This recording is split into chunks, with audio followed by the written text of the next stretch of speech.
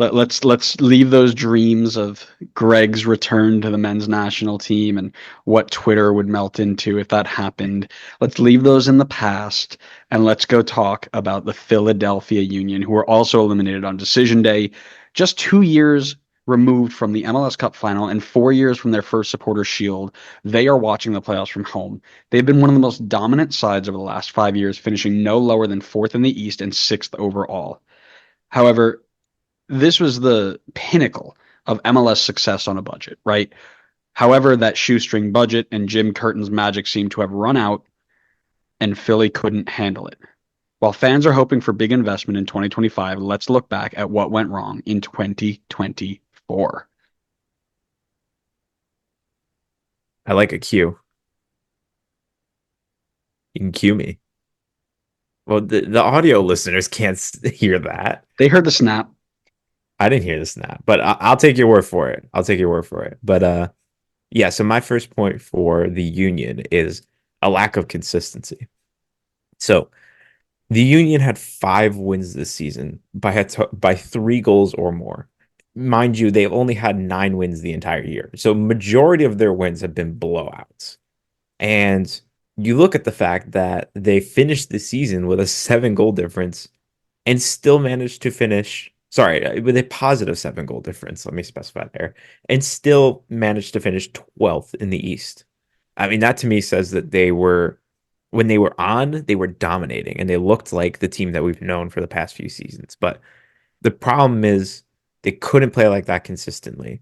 I mean, their longest win streak this season was only 3 games. And if you can't build any consistency, you're not going to be able to succeed, and you're not going to be able to get into the playoffs. Yeah, no, that's totally fair. Yeah, I mean, I was gonna just basically repeat what you just said, right? If you aren't consistent, you can't get into a good flow of what you're trying to do. The Philly were also missing that guy for them, and that guy is three-time goalkeeper of the year, Andre Blake. So this section is titled "No Goalkeeper of the Year." Listen, Andre Blake, we know what his level is. We know how wonderful of a tool he is to have in the toolbox to keep you in games and steal points. He only got to make 14 appearances this season due to injury, and it showed in the box score. We thought that Oliver Semle or Semle, I don't know how you pronounce that properly, but we thought that he was going to be the guy. He had like the first 2 games, he looked so good, made some really good saves, but he fell off drastically.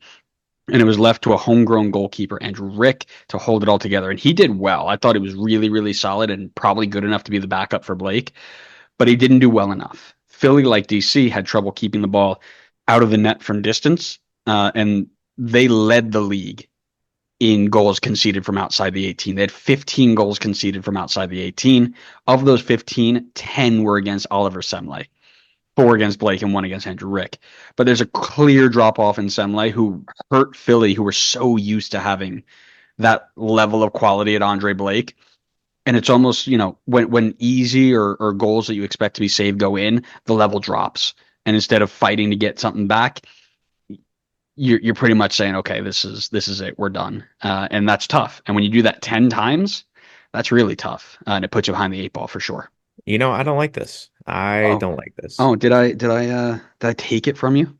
You absolutely did. You stole How's it my how's it segment. how's it feel? How's it feel? I don't like it. I don't like it. Wah. I'm gonna go back on vacation. I don't like this anymore. That's it. This is my final episode. Thanks, everybody. Oh, thank God. Is that all it took?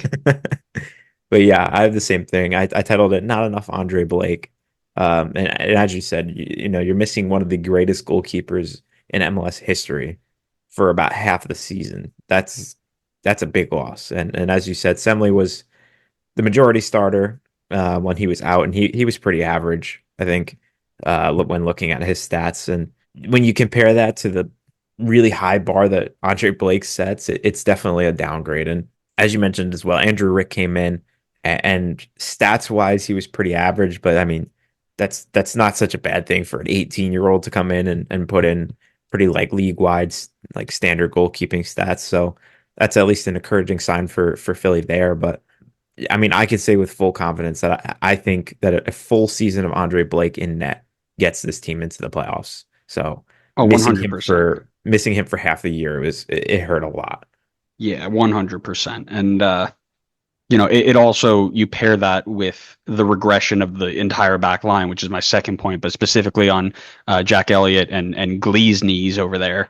They were once 1 and 2 for Defensive Player of the Year voting, so much so that you actually confused who actually won Defensive Player of the Year when You picking had them to for slip that your. in there, didn't Oh, you? did I say that out loud? That was supposed to be quiet. I'm sorry. Yeah, yeah. Um, but they were shells of themselves this year. Like Glesnes was the fourth most dribbled by player in the league per 90. They were both bottom 25 in aerials one. That is something that I remember them most clearly for back in their best days. You know, their lack of ability led to 55 goals conceded, which is the most by a significant margin since joining up in 2020 together. They didn't have a lot of depth there either. Their one signing that they had that was supposed to be their depth piece didn't pan out, and they sold Damian Lowe. So it might be worth having a look heading into 2025 for sure.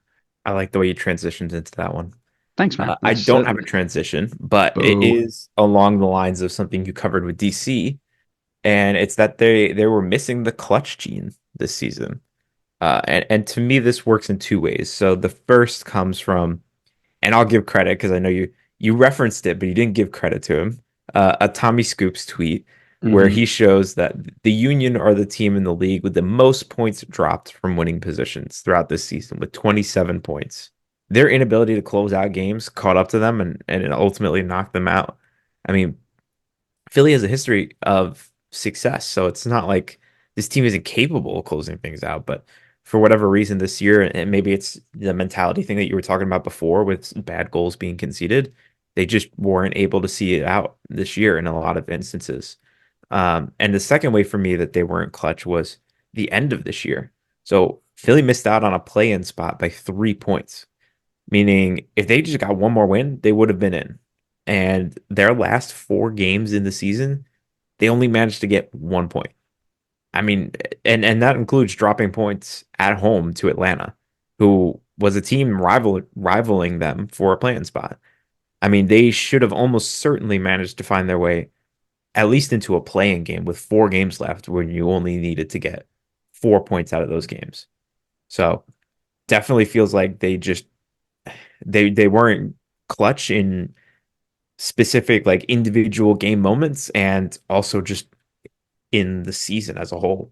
If you're not able to pull out a ton of consistency, then you're gonna run into some problems because you can't get into that rhythm and you can't be successful. You're right, just like DC did, and there's a reason they finished as close together as they did, right? I saved the obvious one for last. The lack of quality depth, right? We all love the storyline of them defying the odds and winning the league with the most homegrowns and, being so good for 5 years with one of the lowest payrolls in the league. But the problem is that when that doesn't work out, you need to turn to somebody to change the tide of a game or even a season. And if your entire bench is teenage academy kids, you're in for a bad time. As I can attest to watching it the entire season. Um, Philly were only underspent by Montreal in 2024. There's my connection, by the way. That's definitely what I planned on doing, and I totally remember that I wrote that. Um, and that's been the case over the last few seasons. They've always been bottom half or bottom five in net spend. And when you look at who their first sub off the bench was most of the time, it was either really old, 37-year-old Ali Bedoya, or really really young in 20-year-old Quinn Sullivan. The problem is with Philly, they've got 5 players on TAM deals, one U22 player, and 2 designated players after Carranza was gone. This is a team all about the youth development and all this stuff. You got one U22 player? Are you kidding? I know they just signed Quinn Sullivan to a U22 deal, but that your whole business model is buy young, buy low, sell high. And you got one U22? That's mental. Well, And they I don't think, even sorry, go ahead, I finish was your gonna thought. say they don't even have a ton of homegrowns either. Like most of their homegrowns went out on load. So the middle of that roster was just uninspiring and completely mid.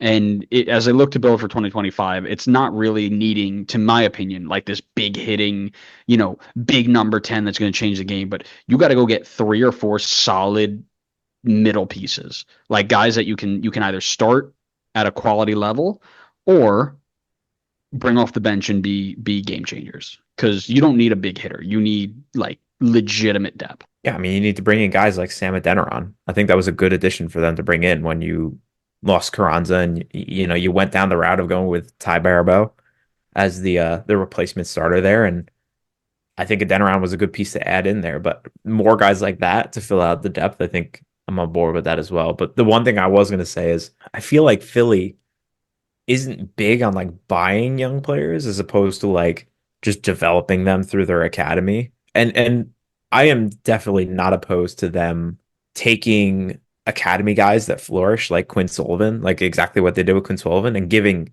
those players the U22 spots. Like I'm totally on board for that. I don't think they have to go like find some young South American player and use it on him.